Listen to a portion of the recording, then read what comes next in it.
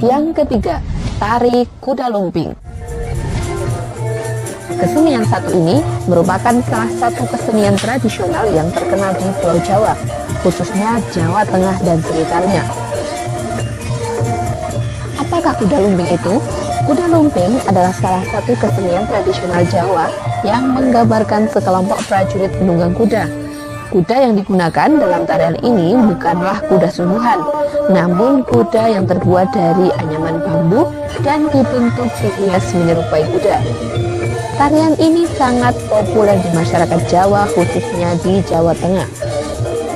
Selain kuda lumping, tarian ini juga sering disebut jaran kepang karena bentuk dari kuda yang dihiasi dengan rambut tiruan terbuat dari tali plastik dan dihias dengan cara dikepang. Selain menyuguhkan gerak tari, tarian ini juga terdapat unsur magis.